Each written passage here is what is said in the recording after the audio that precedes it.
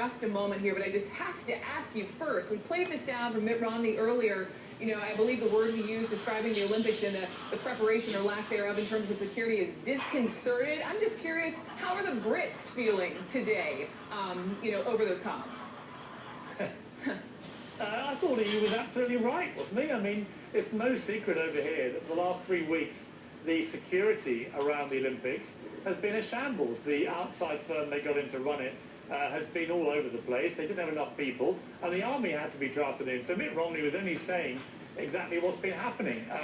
And he's run an Olympics, so I thought he was perfectly entitled to be critical. Clearly, he had to slightly change his rhetoric after the Brits pointed out, hang on a second, old boy, you know, you've got to talk us up a bit. But I thought it was a bit of a fuss about nothing. I mean, they have had some issues here, especially about security, and he was just speaking the truth, which sometimes can be rather unpalatable. Okay, let's pivot to your interview, Piers. I know you talked to Mitt Romney about gun control specifically, a huge topic, of course, post-Aurora, Colorado. Let's just take a listen to part of that interview.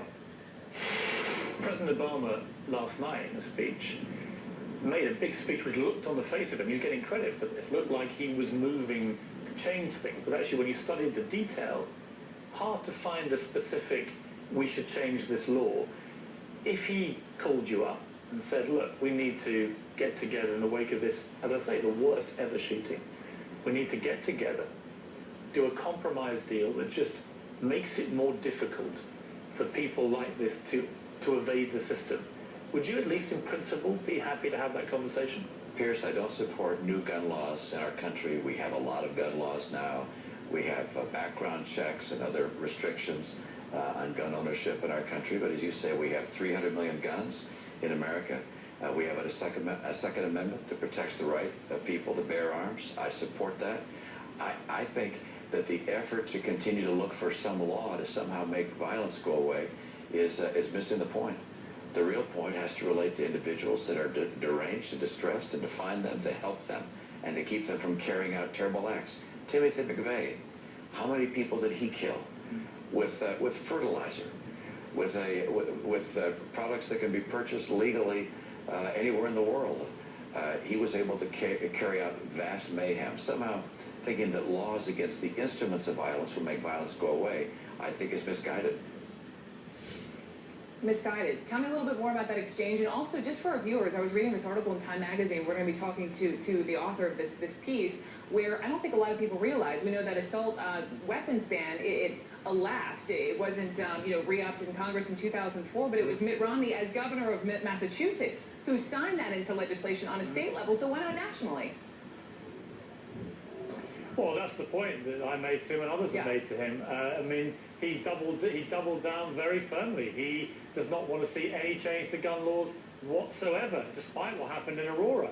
I felt that President Obama last night was opening the door publicly to having at least a conversation with the Republicans about this, to try and work through some consensus about what would be sensible. I mean, to me, I said to him, look, when I say this as a Brit in America, a lot of Americans say, why don't you go back home and say it there? Well, I'm here, I'm in Britain, and I said to him, given I'm in my own country where we have strict gun control laws, and guess what? There aren't many guns on the streets, and we have about 50 murders from guns a year. America has between 8,000 and 12,000 murders from guns a year, and that's because you have nearly as many guns as you have people. Now, I don't want to compromise the Second Amendment or tell Americans how to lead their lives, or to go against the Constitution saying you have a right to bear arms. But I said to Mitt Romney, who's going to stop the next 24-year-old kid who's disturbed but has no mental health record, no criminal record, so there'll be no flags about him at all, going in and buying an assault weapon,